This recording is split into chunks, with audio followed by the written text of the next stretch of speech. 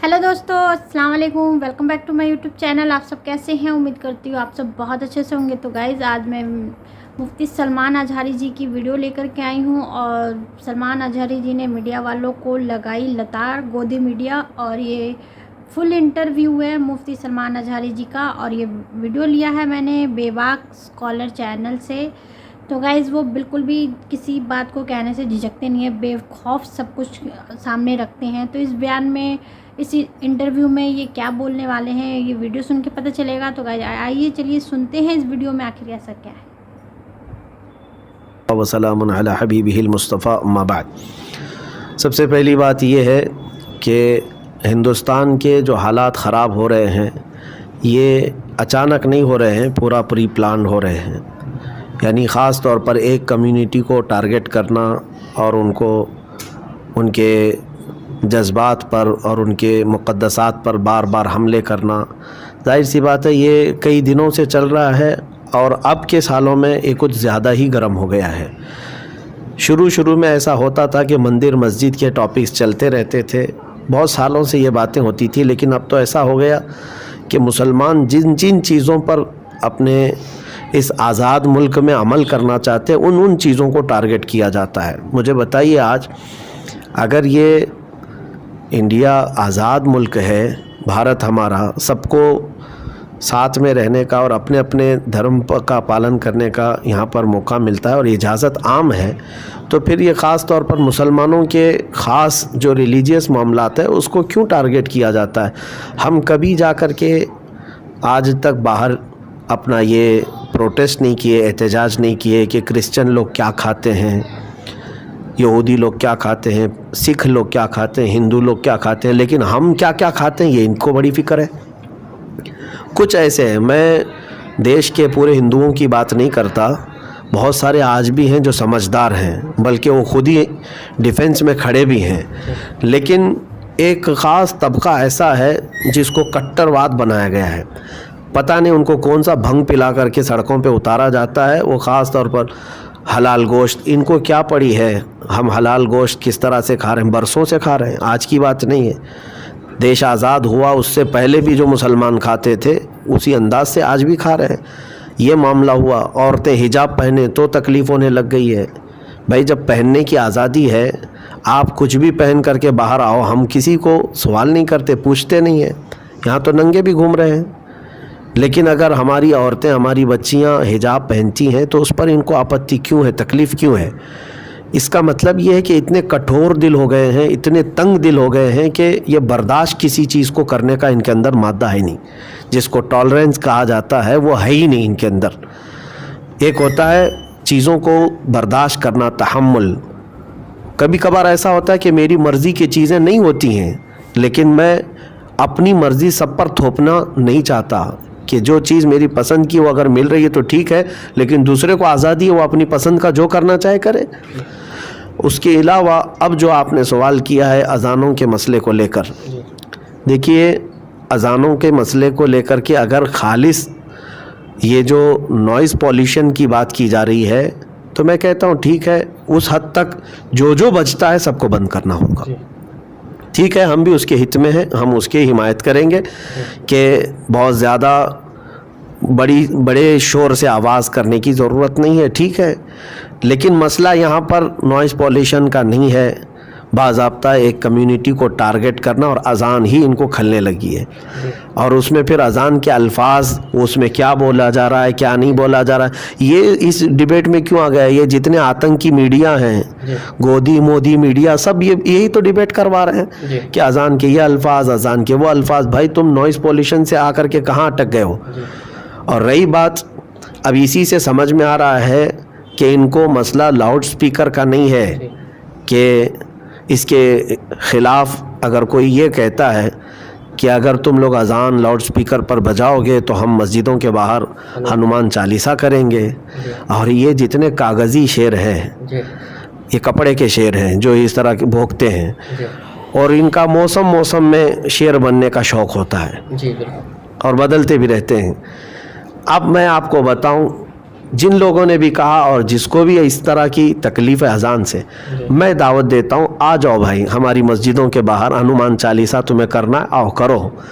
5 वक्त आओ, 5 वक्त हमारी अजान होगी, तुम बाहर आकर के जो करना है करते रहो। लेकिन एक बात मैं कहूँगा, इंशाअल्लाह ये जो बजाने वाले चंद दिन तक अजान सुनेंगे तो वो भी अल्लाहु अकबर ही कहेंगे इंशाअल्लाह। इंशाअल्लाह अजान में वो तासीर है कि पागल सही हो जाते हैं, जिन्नात भाग जाते हैं, शैतान भाग जाता है। तो ये भी जो शैतान अभी इनके अंदर हरकत कर रहा है, चंद दिन आने दो, 40 दिन आने दो। हाँ, मैं इस चीज़ को नहीं रोकूंगा, आपको मस्जिद के बाहर आकर के जैसा करना है, लेकिन साथ में अजान भी सुन करके जाओ। 5 वक्त आने दो, देखते हैं कितनी पाबंदी से आएंगे। फजर के टाइम पे, ज़ोहर के टाइम पे, असर के टाइम पे, मगरिब के टाइम पे, इशा के टाइम पे।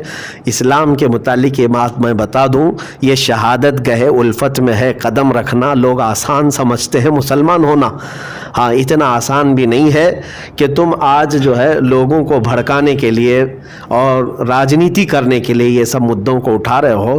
पाबंदी करना ये एक अलग कमाल की बात है। अल्हम्दुलिल्लाह मैंने इतने दिनों में आज भी बहुत सारे हिंदुओं से ये बात सुनी है, बड़े बड़े उनके पंडित भी हैं, वो भी कहते हैं हम बचपन से हमारे मस्जिद के करीब रहते हैं, अजानों को हम बचपन से सुनते आ रहे हैं।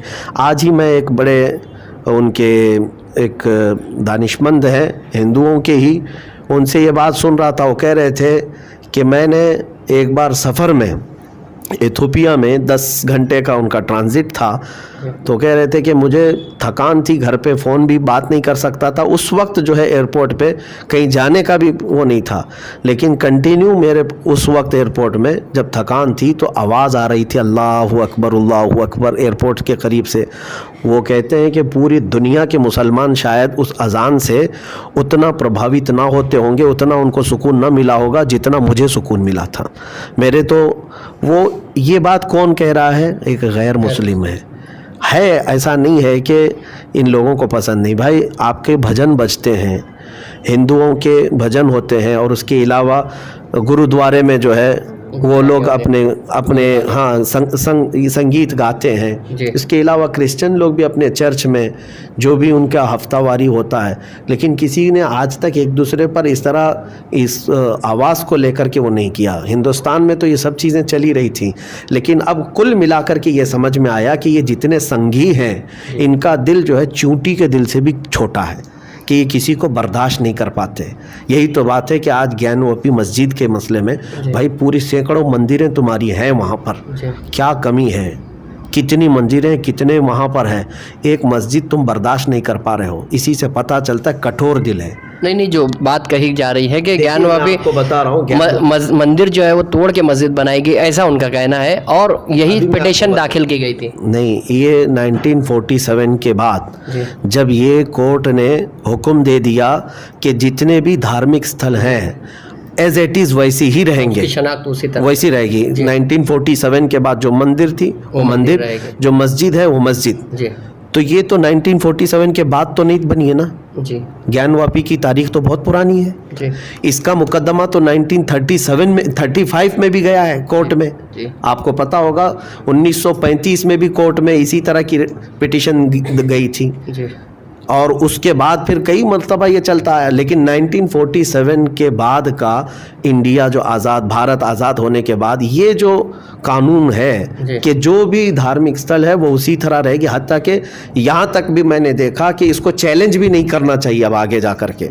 ये भी कोर्ट ने कहा है कि अगर कोई मंदिर 1947 से पहले का है तो अब कोई जा कर के उस पर भी अपना दावा ना ठोके, इसी तरह मस्जिद पर भी। तो ये चीज़ जब है मुस्तहकम है तो अब क्यों ज़रूरत पेश आ रही है इस चीज़? जिस तरह से यानी बाबरी मस्जिद का फैसला जो है राम मंदिर के हक में आया, तो उसके बाद जो है कुछ ताकतें जो है इस तरह की कोशिश कर रही है, तो क्या लगता है आपको कि मुल्क में और नफरत पैदा करने की कोशिश है? भाई हुकूमत भी तुम्हारी, अखबार भी तुम्हारा, सारी चीज़ें तुम जैसा चाहे वैसे कर लोगे।